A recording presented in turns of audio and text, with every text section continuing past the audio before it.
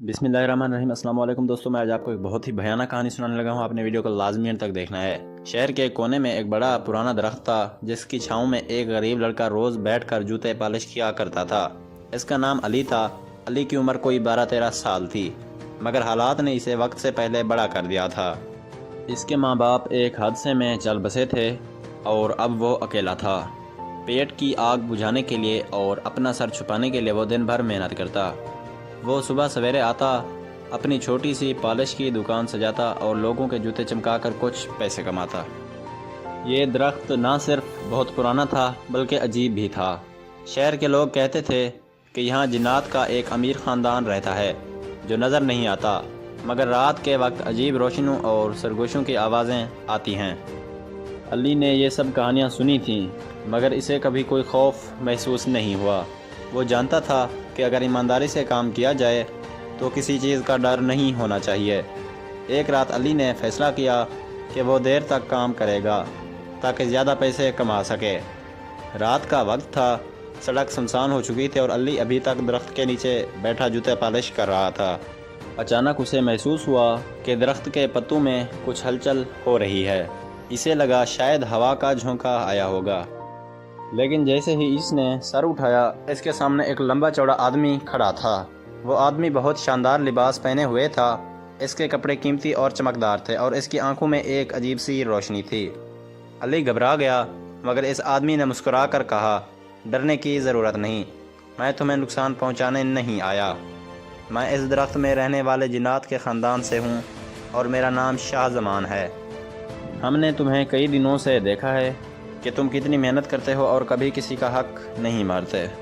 हम जिन्नात आम तौर पर इंसानों के मामलात में दखल नहीं देते, मगर तुम्हारी ईमानदारी ने हमें मुतासर किया है। हम चाहते हैं कि तुम्हारी मदद करें। अली हैरान था, मगर इसने हिम्मत करके पूछा, आप मेरी मदद कैसे कर सकते हैं? शाहज़मान ने कहा, हम तुम्हें बहुत सा सोना, दौलत और एक शानदार महल दे सकते हैं, मगर हमें पता है कि तुम सिर्फ अपनी मेहनत पर यकीन रखते हो। इसलिए हम तुम्हें एक ऐसा ब्रश देना चाहते हैं जो जिस भी जूते पर चलेगा उसे सोने में बदल देगा, मगर शर्त यह है कि तुम सिर्फ उन जूतों पर इसे इस्तेमाल करोगे जो तुम्हारे पास पॉलिश के लिए आएंगे। अली ने ब्रश लिया और शुक्रिया अदा किया। अगले दिन जब इसने पहले गाहक के जूते पर ब्रश फेरा, वो चमकदार सोने में बदल गए। गाहक हैरान रह गया और खुशी से अली को बहुत से पैसे देकर चला गया। अली अब अमीर होता जा रहा था, मगर वह अपनी ईमानदारी नहीं भूला। वो सिर्फ काम के बदले ही इस ब्रश को इस्तेमाल करता और रात को अपने छोटे से कमरे में जाकर आराम करता।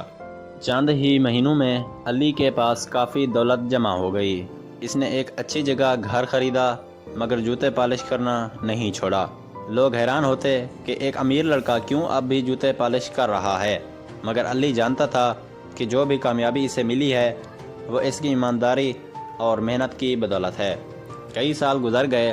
अली अब एक बड़ा कारोबारी बन चुका था, मगर इसने वो दरख्त और जिन्नात के ख़ानदान को कभी नहीं भुलाया। वो अक्सर वहाँ जाकर दरख्त के नीचे बैठता और सोचता कि अगर शाहज़मान और इसके ख़ानदान ने इसकी मदद ना की होती तो शायद वो कभी आगे ना बढ़ पाता। मगर सबसे बड़ी बात यह थी कि अली ने अपनी मेहनत और ईमानदारी को कभी नहीं छोड़ा, और यही इसकी असल कामयाबी थी।